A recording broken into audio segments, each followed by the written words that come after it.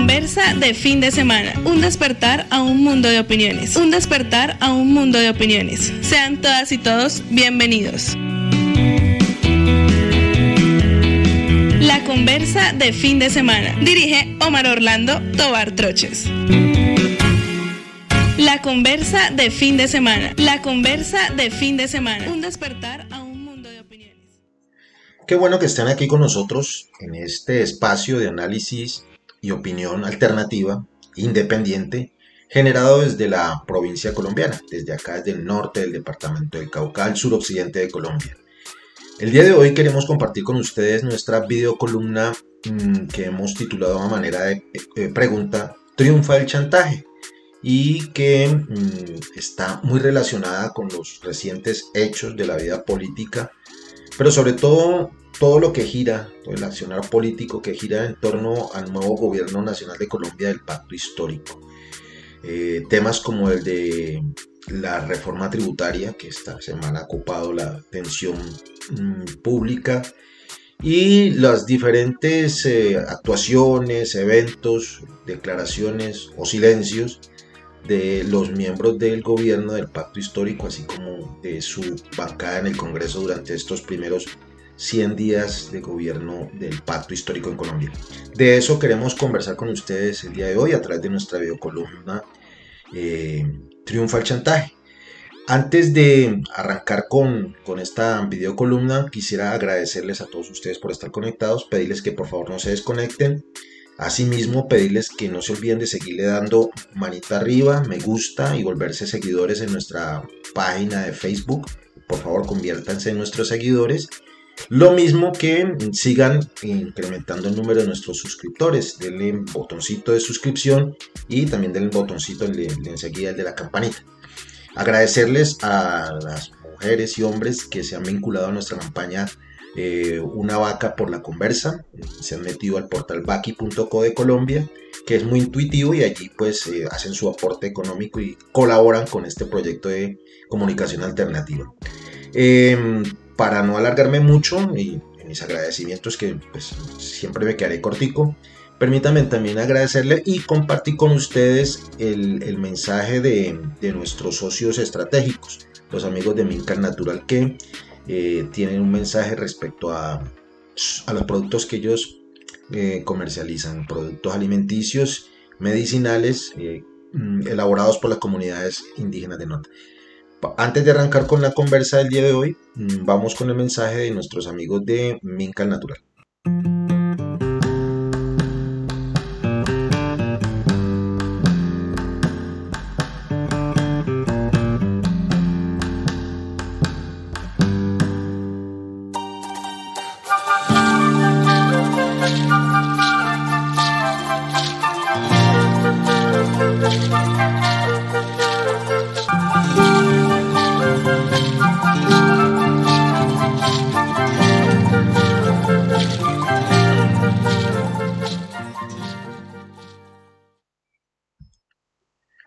Bueno, estamos aquí agradeciéndoles que todavía estén conectados, invitándole a que le den compartir en sus redes sociales este espacio del día de hoy de la conversa en nuestra videocolumna. Está triunfando el chantaje. ¿Qué tiene que ver esa pregunta tan fuerte, dirán algunos y algunas, de hablar de chantaje para referirnos al accionar político del pacto histórico?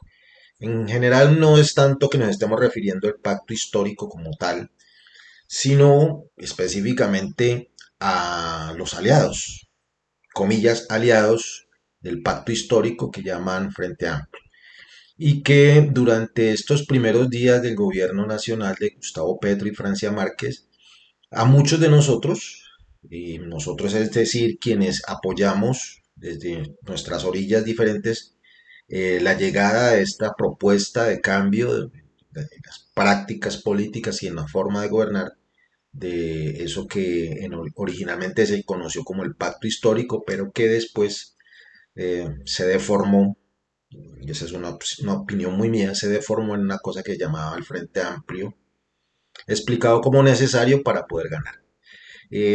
Muchas inquietudes antes y sobre todo durante de cómo se ha venido desarrollando ese frente amplio entre los aliados, nuevos mejores amigos del progresismo en Colombia y los viejos aliados del progresismo, es decir, la gente del pacto histórico, los movimientos y partidos originales. Pero quisiera ponerlos como un poquitico en contexto con un videoclip que hemos preparado para ustedes para explicar por qué planteamos esa pregunta. ¿Cómo así que triunfa el chantaje? Entonces, permítanme, no se desconecten, por favor. Es muy cortico el clip y ya seguimos en esta videocolumna.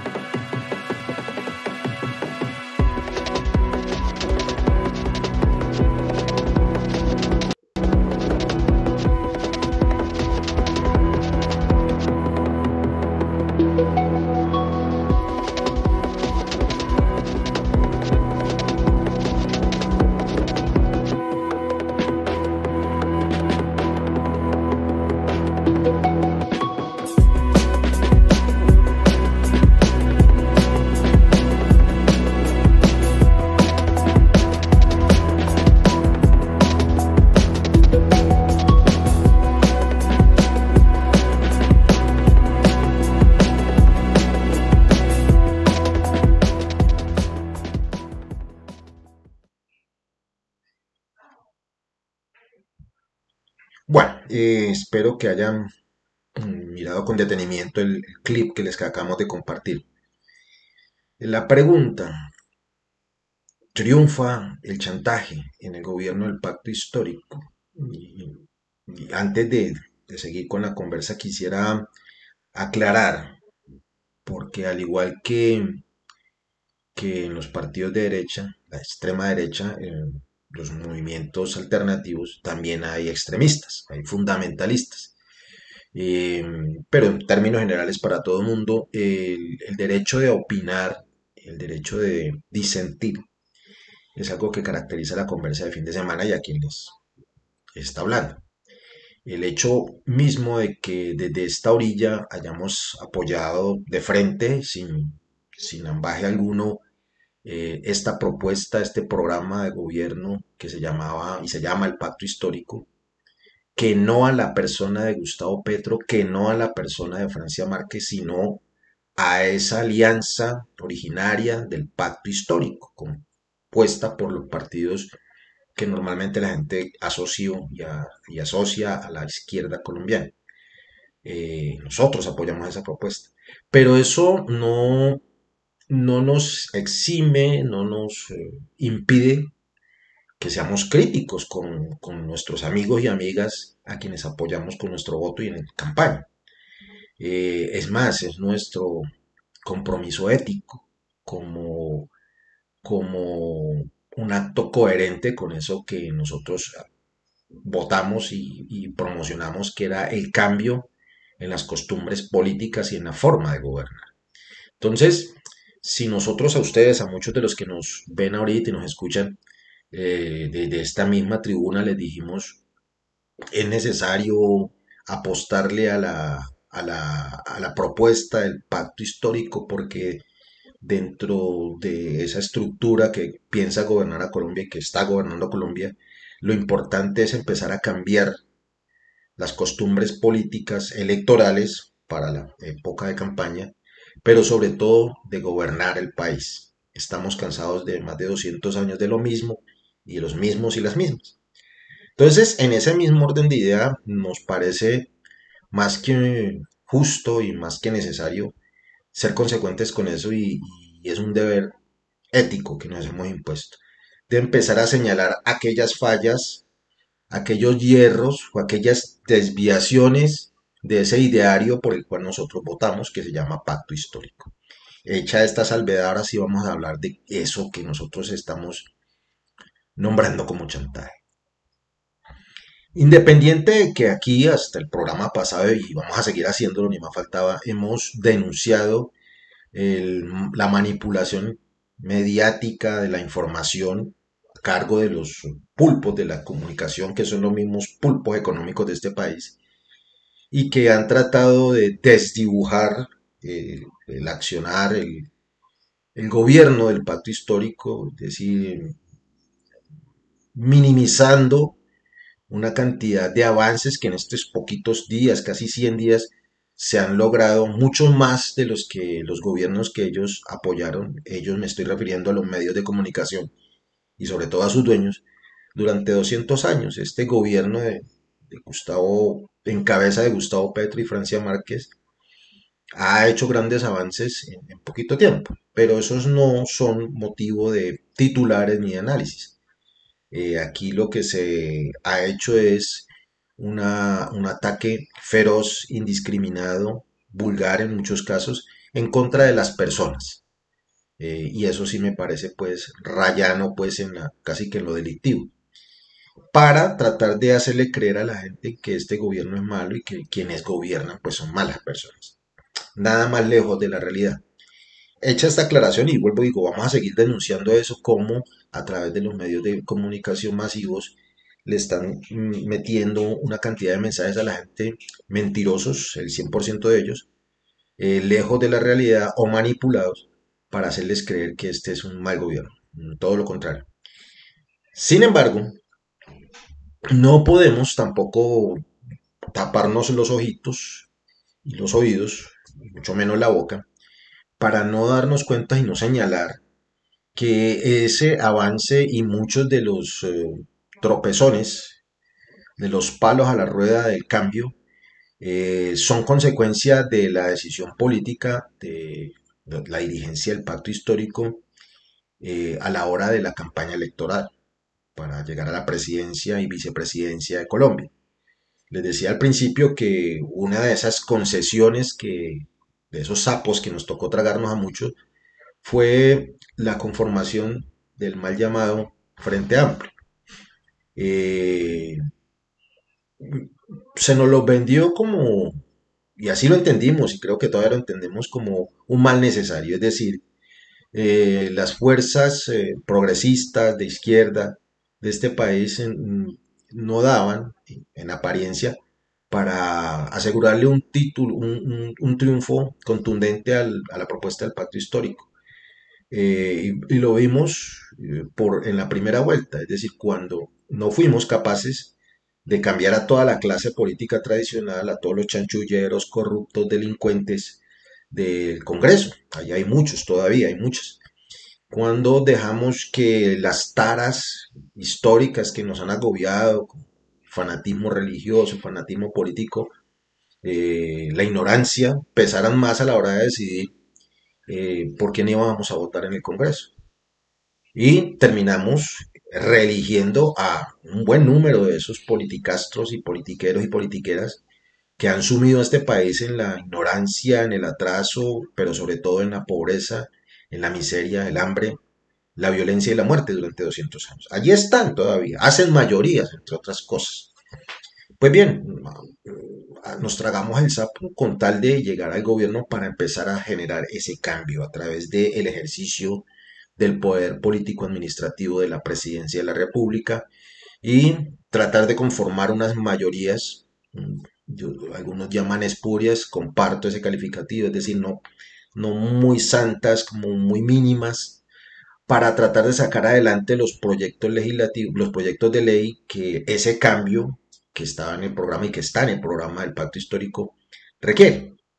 Entre ellos, el tema que hoy nos vuelve a concitar, que es el de la reforma tributaria. Pues bien, ustedes fueron testigos y ahí en el videoclip lo veíamos, cómo algunos de esos aliados, de esos nuevos amiguis del Frente Amplio, nuevos amiguis del pacto, sacaron nuevamente sus garras, es decir, pelaron el viejo y conocido cobre, esa herrumbre, esa pátina de oportunismo, de descaro, de desvergüenza, de corrupción, de manipulación, de chantaje. Por eso preguntamos si está triunfando el chantaje. Partido Liberal, Partido Conservador, Pero lo que da más tristeza es que algunos miembros de los aliados de los partidos progresistas cayeron también en ese devaneo con las viejas costumbres políticas, politiqueras, electorales. Partido Conservador en cabeza de su director, el señor César Gaviria, el mismo del Bienvenidos al Futuro y que fue de los organizadores del desorden que hoy nos tiene con los dólares por arriba de las nubes, con la carestía de la vida y con una economía totalmente golpeada porque esa bienvenida al futuro nos cerró la puerta al progreso, vean ustedes, y nos volvió un país dependiente de nuestras exportaciones, de nuestras importaciones, un país netamente importador que no exporta mayor cosa, digo en volumen, y que depende únicamente de la actividad extractiva, es decir, de la minería, el petróleo, el carbón y de las exportaciones ilícitas de la minería, pero sobre todo el narcotráfico. Esa fue la bienvenida al futuro del señor César Gaviria, que sin embargo se ha declarado amigo del cambio, una cosa rara, y puso contra las paredes, contra la pared al pacto histórico, al chantajearlo. Eso fue un chantaje. Es decir, le baja el volumen a las pretensiones de recaudación en la reforma tributaria de nuestros amigos, de nuestros aliados, nuestros patrocinadores, o si no, no le votamos la reforma. El mensaje es claro de que ellos efectivamente están defendiendo unos intereses que no son los de la mayoría de la gente, sino la de sus socios estratégicos, políticos, pero sobre todo económicos. Lo mismo hizo el Partido Conservador, bueno, ellos históricamente siempre han hecho eso. Pero lo que raya en lo indigno es que algunos miembros de partidos que uno, de movimientos que uno consideraba progresistas, también se sumaron a ese coro de la vergüenza. Pues bien, eh, las líneas rojas, las famosas líneas rojas, fueron empujando al ministro Campo y a su equipo económico de forma tal que el pretendido proyecto de ley fue peluqueado de manera grosera, decimos muchos de nosotros. No obstante que muchos de nosotros, y ustedes también, muchos de ustedes, nos dimos a la tarea de concientizar y de tratar de concientizar a nuestros hermanos, a nuestros amigos, a nuestros familiares, a nuestros conocidos, compañeros de trabajo, de estudio, de la necesidad de un sacrificio con esta reforma tributaria, un sacrificio mínimo que inclusive no iba dirigido a muchos de nosotros, sino a aquellos compañeros que gracias a las luchas sindicales, a las luchas estudiantiles, han podido tener un trabajo digno que les permite tener unos recursos permanentes y algunos de ellos, desafortunadamente muy poquitos, conseguir hasta la pensión. A través de esa red de mentiras y de la manipulación mediática, muchos todavía siguen engañados. Pero el avance se hizo, es decir, muchas de las personas nos convencimos a otras de la justeza y de la necesidad de que, por ejemplo, las pensiones que fueran superiores a 10 millones fueran grabadas con un poquitico de impuestos para poder solventar esos gastos del Estado para darle la mano a esas millones de personas, colombianos y colombianas, que nunca se van a pensionar, para darles un mínimo digno en su vejez. Para eso es esa plata. Debe decirle a quienes tienen más en este país, que son una minoría, que por favor cumplan con su deber ciudadano de pagar los impuestos. Eso tan poquito, tan nimio, que alrededor del mundo incluso es motivo de orgullo de la gente decir, pago impuestos, pago todos mis impuestos, y si pudiera pagaba más. Aquí no, acá es una competencia por ver quién es el más vivo, el más aventajado, el que elude, el que evade, el que le busca la trampa a la ley para no pagar lo justo en impuestos. Y entonces este proyecto trataba de meter en cintura a todo este tipo de evasores, elusores y de beneficiarios de las exenciones fiscales que los gobiernos anteriores y los congresistas anteriores que todavía están hoy en el Congreso actual siempre les han dado. Y ustedes han sido testigos de la pelea fuerte que se ha dado por redes y en los medios, tratando de señalar que el país se va a quebrar más de lo que ya lo dejaron quebrado, y que vamos a vivir en un mundo de pobreza porque a los pobrecitos ricos de este país, que son muy poquitos, pero que son groseramente 1.000 millonarios, se van a empobrecer y que se van a llevar la inversión. De hecho, la mentira más grande que nos han metido es que la confianza inversionista, esa que hablaba del uribismo, le estaba dando la espalda al país por una reforma tributaria hecha con los pies, según los detractores. Todo lo contrario, y ustedes ya han podido darse cuenta esta semana, en estos días, cómo en foros diversos internacionales, incluso autoridades económicas multilaterales, han aplaudido la sensatez y la justeza de la reforma tributaria del pacto histórico. Todo lo contrario a lo que nos informan aquí internamente los medios de comunicación, que sirven los intereses de esos elusores, de esos evasores de impuestos que no cumplen con su deber patriótico de hacer eso mínimo que se requiere, que es pagar los impuestos. Y dentro de ese combo de elusores y de evasores están las iglesias, todas. Hay estudios, inclusive datos de la misma DIAN, permítanme, yo por aquí los tenía, los voy a leer para no equivocarme. Como por ejemplo, dice la DIAN en el último informe, en un reporte que le entregó a la congresista Catherine Miranda, una de las promotoras de que a este grupo de organizaciones de Colombia, que son las iglesias, pues que por favor paguen. ¿Y por qué tendrían que pagar? Para no meterme en el cuento de la fe y que le estamos cobrando impuesto a la fe, nada más lejos de la realidad. Aquí nadie le están cobrando por la fe, como se hacen en otros países. Después vamos a hablar de eso. Daticos así, ahí están los datos, hay que darlos, como dicen por ahí los memes. Dice la DIAN que para el año 2019 las iglesias en Colombia tenían unos ingresos brutos de 4.7 billones de pesos. Repito, ingresos brutos para el año 2019 de las iglesias en Colombia, 4.7 billones de pesos. Para el año 2020 rebajaron un poquito por la cosa de la pandemia. Esos ingresos brutos alcanzaron los 4.1 billones de pesos. Repito la cifra, en el 2020 todos estamos apestados o guardados. Las iglesias en Colombia tuvieron unos ingresos brutos de 4.1 billones de pesos. El patrimonio líquido, para no hablar de patrimonio bruto, el patrimonio líquido de las iglesias para el año 2019 era de 12.3 billones. Fíjame bien, billones con B, de burro. Y en el 2020 era de 11.4 billones. Estos son los datos de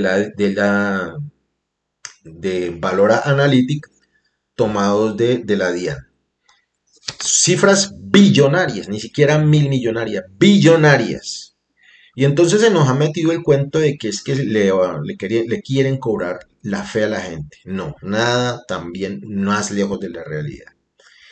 El proyecto de ley que desafortunadamente se cayó en la conciliación por el lobby de los aliados del Frente Amplio, Partido Liberal, Partido Conservador, los de la U y algunos miembros del progresismo, cayeron ante el chantaje de las iglesias. Otro chantaje. ¿Y por qué chantajean los de la iglesia? Primero que todo porque esas cifras, que acabo de decir yo y no lo creo todavía, patrimonio líquido de 11.4 billones en 2020 y unos ingresos brutos de 4.1 billones, mueve mucha plata que bien pueden ser utilizada en campañas, pero sobre todo son casi 10 millones de personas, colombianos y colombianos, que religiosamente votan lo que digan sus pastores y sus sacerdotes. Pero no se les está cobrando por pertenecer a una iglesia o por ser iglesia, no. La idea es que paguen renta por otras actividades que nada tienen que ver con la profesión de fe, ni con el ejercicio de la espiritualidad que es tan íntimo, que es tan particular, que es tan de cada uno de nosotros, respetabilísimo como nuestra misma dignidad. Lo que se les está cobrando es aquellos dinerillos extras, para que me lo entiendan, que reciben por conceptos como por ejemplo la cría de ganado. ¿Mm? La construcción, el transporte, sobre todo el transporte de carga, el turismo y el comercio. Y últimamente metidos en el negocio de las telecomunicaciones. Cosas muy mundanales, más del mundo pecador que del mundo etéreo, del cielo, del nirvana, del Valhalla, como quieran ustedes llamarlo, que son asuntos muy de acá, muy terrenales, muy materiales, y que al igual que el resto de los colombianos, pues también deben ser sujeto de alguna contribución para que ayuden al Estado a darles las condiciones mínimas para que estas iglesias existan en este país. Lo mismo que a los industriales y a los comerciantes. Los impuestos son para que el Estado pueda darle las condiciones mínimas para que puedan seguir produciendo, para ponerlo en términos materialistas. Entonces, chantajean los partidos tradicionales, liberal, conservador, la U, pero también chantajean a algunos líderes espirituales de estas iglesias. Y el lobbying fue brutal. Ustedes también se dieron cuenta del grande lobbying que hicieron para meterle, para bajarle el impuestos a los alimentos ultraprocesados y los azucarados. La industria de la caña de azúcar, la ardila lula en este país es un peso pesado y también es socio de muchas de las iglesias. Más adelante de pronto vamos a subir un documento en nuestras redes en donde hay unos nexos muy claros entre los grandes pastores, usted lo veía en el video que lo sacaba de la página de las dos orillas, donde hay unos pastores, unos dirigentes espirituales que son muy poderosos económica y políticamente y que son, quitan y ponen candidatos, quitan y ponen electos. Entonces ellos tienen un poder y ese poder lo utilizan para chantajear, así, en el ejercicio de la política cotidiana. Entonces, quería como darles estos elementos de juicio, de decirle que muchos de quienes apoyamos al pacto histórico y votamos por Francia y por Gustavo y por los candidatos al Congreso, nos sentimos víctimas de un chantaje de los partidos tradicionales, de las iglesias, de los gremios de la producción, porque hablan en esos términos de chantaje, de engaño, de manipulación. Y entonces yo lo que quiero es invitarlos a que miren las cifras. Vuelvo y les digo, los datos que acabo de darles son de la misma DIAN, ahí están, son públicos. Y que la votación ustedes también la pueden ver en diferentes medios distintos a la conversa, cómo fue que votaron y quiénes estuvieron a favor y quiénes estuvieron en contra. Para terminar, muchos dirigentes de estas iglesias hicieron campaña por el no a la paz. Datos son datos y hay que darle. No era más por el día de hoy. Agradecerles que estén ahí todavía conectados, invitarlos a que 8 días, si no pasa nada raro, sigan nuevamente visitándonos en este espacio de ustedes que se llama La Conversa de Fin de Semana. Mi nombre es Omar Orlando Tobar Troches y no me queda más sino que pedirles que se cuiden y que nos veamos en nuestras redes sociales. Son ustedes muy amables, muy gentiles por dispensarme y regalarme su tiempo, pero sobre todo su paciencia. Compartan y nos vemos.